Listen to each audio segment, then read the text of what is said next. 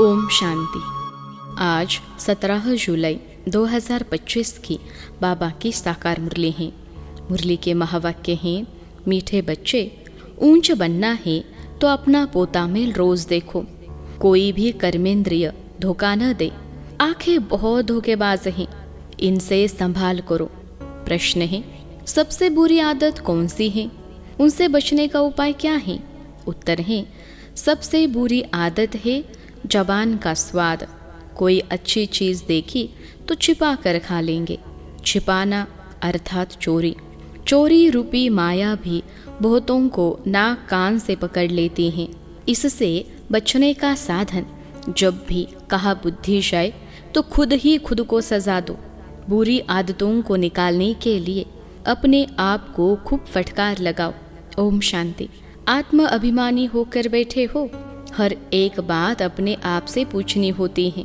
हम आत्म अभिमानी हो बैठे हैं और बाप को याद कर रहे हैं, गाया हुआ भी है, शिव शक्ति पांडव सेना। यह शिव बाबा की सेना बैठी है ना। उस जिस्मानी सेना में सिर्फ जवान होते हैं, बूढ़े व बच्चे आदि नहीं। इस सेना में तो बूढ़े, बच्चे, जवान आदि सब बैठे हैं। यह है माया पर जीत पाने के लिए सेना। हर एक को माया पर जीत पाकर बाप से बेहद का वर्षा लेना है। बच्चे जानते हैं माया बड़ी प्रबल है। कर्मेंद्रिया ही सबसे जास्ती धोखा देती हैं। चार्ट में यह भी लिखो कि आज कौन सी कर्मेंद्रिय ने धोखा दिया। आज फलानी को देखा तो दिल हुई उनको हाथ लगाए, यह करे। आंखें बहुत नुकसान करती हैं। हर एक कर्मेंद्रिय देखो, कौन सी कर्मेंद्रिय बहुत नुकसान करती है। सूरदास का भी इस पर मिसाल देते हैं। अपनी जांच रखनी चाहिए। आंखें बहुत धोखा देने वाली हैं। अच्छे अच्छे बच्चों को भी माया धोखा दे देती हैं। भल सर्विस अच्छी करते हैं परंतु आंखें धोखा देती हैं। इस पर बड़ी जांच रखनी होती है, क्योंकि दुश्मन है ना, हमारे पद को भ्रष्ट कर देती हैं। जो सेंसिबल बच्चे हैं उन्हों को अच्छी रीति नोट करना चाहिए। डायरी पॉकेट में पड़ी हो। जैसे भक्ति मार्ग में बुद्धि और तरफ भागती है तो अपने को चुटकी काटते हैं। तुमको भी सजा देनी चाहिए। बड़ी खबरदारी रखनी चाहिए। कर्मेंद्रिय धोखा तो नहीं देती, किनारा कर लेना चाहिए। खड़ा होकर देखना भी नहीं चाहिए। स्त्री पुरुष का ही बहुत हंगामा है। देखने से काम विकार की दृष्टि जाती है। इसलिए सन्यासी लोग आंखें बंद करके बैठते हैं। कोई कोई सन्यासी तो स्त्री को पीठ देकर बैठते हैं। उन सन्यासियों आदि को क्या मिलता है? करके 10-20 लाख करोड़ इकट्ठा करेंगे। मर गए तो खलास, फिर दूसरे जन्म में इकट्ठा करना पड़े। तुम बच्चों को तो जो कुछ मिलता है वह अविनाशी वर्षा हो जाता है। वहाँ धन की लालच होती ही नहीं। ऐसी कोई अप्राप्ति होती नहीं जिसके लिए माथा मारना पड़े। कलयुग अंत और सतयुग आदि में रात दिन का फर्क है। वहाँ तो अपार सुख होता है, यहाँ कुछ भी नहीं। बाबा हमेशा कहते हैं, संगम अक्षर के साथ पुरुषोत्तम अक्षर जरूर लिखो। साफ साफ अक्षर बोलने चाहिए, समझाने में सहज होता है। मनुष्य से देवता किए तो जरूर संगम पर ही आएगा ना देवता बनाने, नरकवासी को स्वर्गवासी बनाने। मनुष्य तो घोर अंधियारे में है। स्वर्ग क्या होता है पता ही नहीं, और धर्म वाले तो स्वर्ग को देख भी नहीं सकते। इसलिए बाबा कहते हैं, तुम्हारा धर्म बहुत सुख देने वाला है। उनको कहते ही है हेविन, परंतु यह थोड़े ही समझते हैं कि हम भी हेविन में जा सकते हैं। किसको भी पता नहीं है। भारतवासी यह भूल गए हैं। हेविन को लाखों वर्ष कह देते हैं। क्रिश्चियन लोग खुद कहते हैं 3000 वर्ष पहले हेविन था। लक्ष्मी नारायण को कहते ही है गॉड गॉडेश। जरूर गॉड ही गॉड गॉडेश बनाएंगे। तो मेहनत करनी चाहिए। रोज अपना पोता मेल देखना चाहिए। कौन सी कर्मेंद्रिय ने धोखा दिया? जबान भी कोई कम नहीं। कोई अच्छी चीज देखी तो छिपा कर खा लेंगे। समझते थोड़े ही है कि यह भी पाप है। चोरी हुई ना, सो भी शिव बाबा के यज्ञ से चोरी करना बहुत खराब है। कख का चोर 100 लख का चोर कहा जाता है। बहुतों को माया नाक से पकड़ती रहती है। यह सब बुरी आदतें निकालनी है। अपने पर फटकार डालनी चाहिए। जब तक बुरी आदतें हैं तब तक ऊंच पद पा नहीं सकेंगे। स्वर्ग में जाना तो बड़ी बात नहीं है, परंतु कहा राजा रानी कहा प्रजा। तो बाप कहते हैं कर्मेंद्रियों की बड़ी जांच करनी चाहिए। कौन सी कर्मेंद्रिय धोखा देती हैं? पोता मेल निकालना चाहिए। व्यापार है ना, बाप समझाते हैं मेरे से व्यापार करना है, ऊंच पद पाना है तो श्रीमत पर चलो। बाप डायरेक्शन देंगे, उसमें भी माया विघ्न डालेगी, करने नहीं देगी। बाप कहते हैं यह भूलो मत, गफलत करने से फिर बहुत पछताएंगे, कभी ऊंच पद नहीं पाएंगे। अभी तो खुशी से कहते हैं हम नर से नारायण बनेंगे, परंतु अपने से पूछते रहो। कहा कर्मेंद्रिया धोखा तो नहीं देती हैं। अपनी उन्नति करनी है तो बाप जो डायरेक्शन देते हैं उसे अमल में लाओ। सारे दिन का पोता मेल देखो। भूले तो बहुत होती रहती हैं, आंखें बड़ा धोखा देती हैं। तरस पड़ेगा, इनको खिलाओ सौगात दो। अपना बहुत टाइम वेस्ट कर लेते हैं। माला का दाना बनने में बड़ी मेहनत है। 8 रत्न हैं मुख्य, 9 रत्न कहते हैं। एक तो बाबा, बाकी है 8। बाबा की निशानी तो चाहिए ना बीच में। कोई गृहचारी आदि आती है तो 9 रत्न की अंगूठी आदि पहनाते हैं। इतने ढेर पुरुषार्थ करने वालों से 8 निकलते हैं। पास विद ऑनर्स। 8 रत्नों की बहुत महिमा है। देह अभिमान में आने से कर्मेंद्रिय बहुत धोखा देती हैं। भक्ति में भी चिंता रहती है ना, सिर पर पाप बहुत है। दान पुण्य करे तो पाप मिट जाए। सतयुग में कोई चिंता की बात नहीं, क्योंकि वहाँ रावण राज्य ही नहीं। वहाँ भी ऐसी बातें हो फिर तो नरक और स्वर्ग में कुछ फर्क ही न रहे। तुमको इतना ऊंच पद पाने के लिए भगवान बैठ पढ़ाते हैं। बाबा याद नहीं पड़ता है। अच्छा पढ़ाने वाला टीचर तो याद पड़े। अच्छा भल यह याद करो कि हमारा एक ही बाबा सदगुरु है। मनुष्यों ने आसुरी मत पर बाप का कितना तिरस्कार किया है। बाप अब सब पर उपकार करते हैं। तुम बच्चों को भी उपकार करना चाहिए। किसी पर भी अपकार नहीं, कुदृष्टि भी नहीं। अपना ही नुकसान करते हैं। वह वाइब्रेशन फिर दूसरों पर भी असर करता है। बाप कहते हैं बहुत बड़ी मंजिल है। रोज अपना पोता मेल देखो। कोई विकर्म तो नहीं बनाया। यह है ही विकर्मी दुनिया, विकर्मी संवद। विकर्माचित देवताओं के संवद का कोई को पता नहीं। बाप समझाते हैं विकर्माचित संवद को 5000 वर्ष हुए, फिर बाद में विकर्म संवद शुरू होता है। राजाएं भी विकर्म ही करते रहते हैं। तब बाप कहते हैं कर्म अकर्म विकर्म की गति मैं तुमको समझाता हूँ। रावण राज्य में तुम्हारे कर्म विकर्म बन जाते हैं। सतयुग में कर्म अकर्म होते हैं, विकर्म बनता नहीं। वहाँ विकार का नाम ही नहीं। यह ज्ञान का तीसरा नेत्र अभी तुमको मिला है। अभी तुम बच्चे बाप के द्वारा त्रिनेत्री त्रिकालदर्शी बने हो। मनुष्य कोई बना न सके, तुमको बनाने वाला है बाप।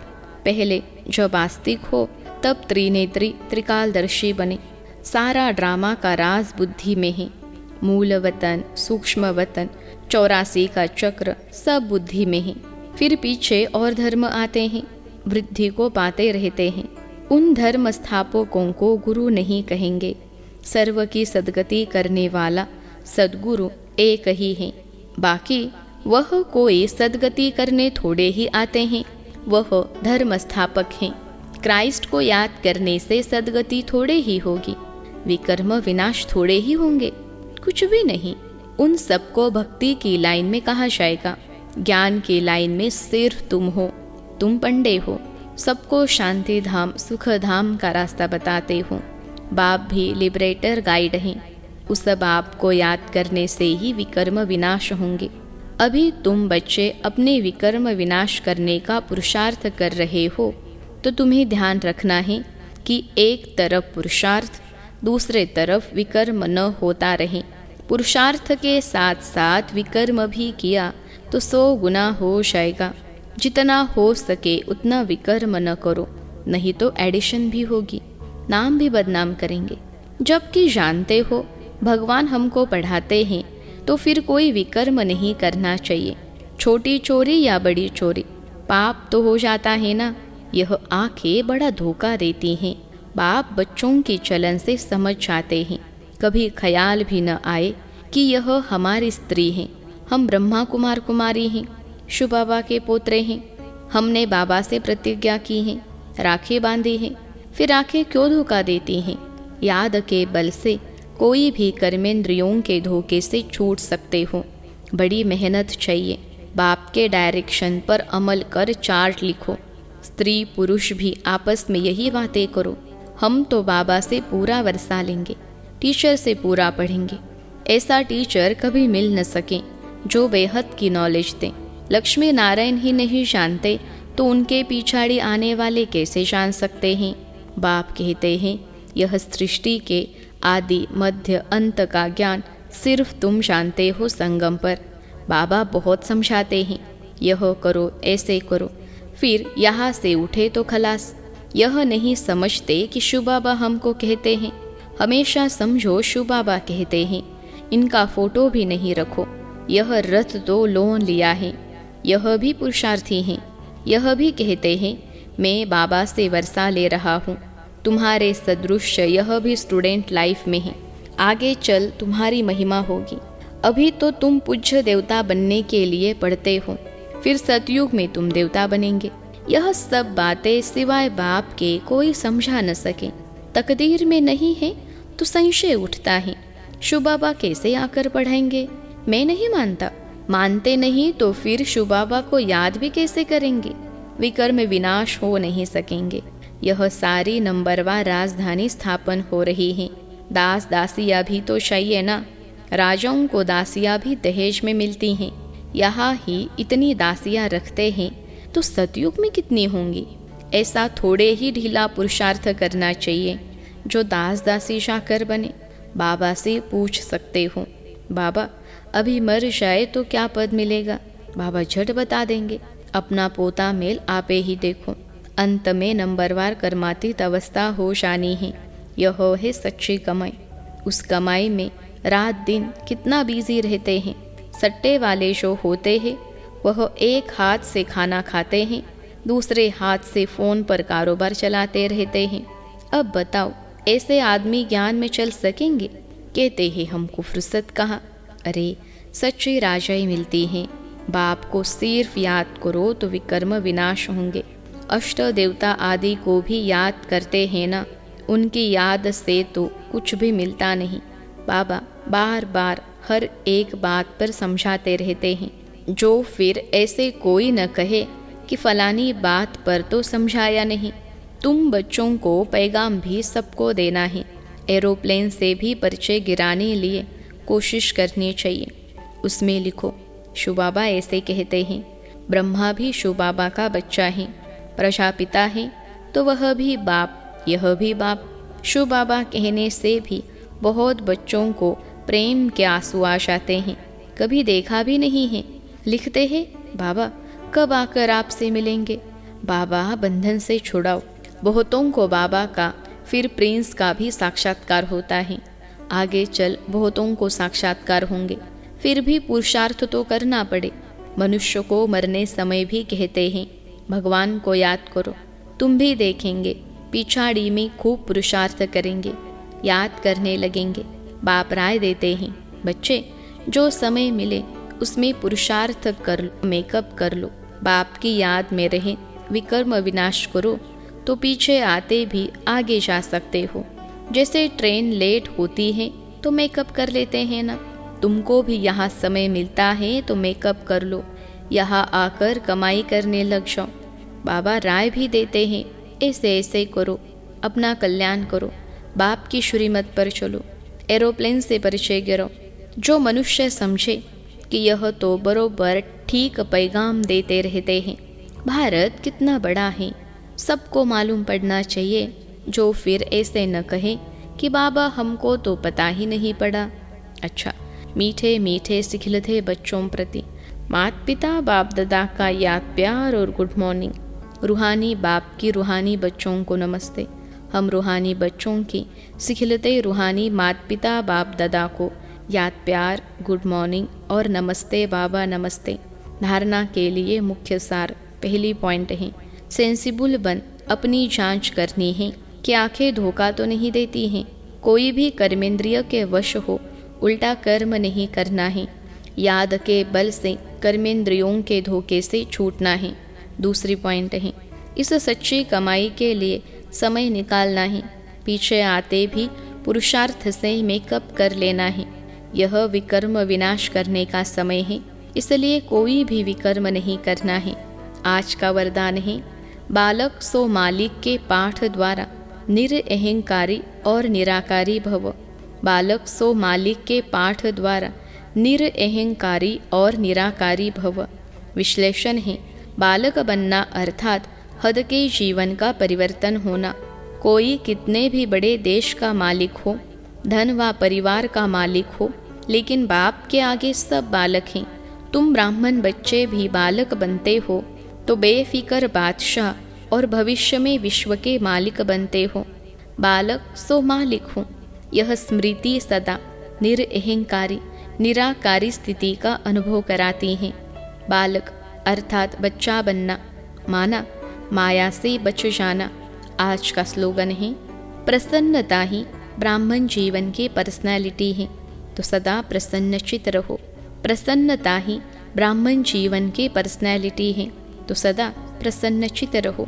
अव्यक्त इशारे, संकल्पों की शक्ति जमा कर श्रेष्ठ सेवा के निमित्त बनो।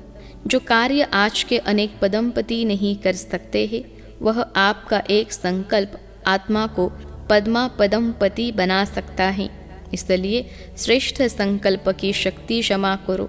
श्रेष्ठ संकल्प की शक्ति को ऐसा स्वच्छ बनाओ जो जरा भी व्यर्थ की अस्वच्छता भी न हो, तब यह शक्ति कमाल के कार्य करेगी। अच्छा, ओम शांति।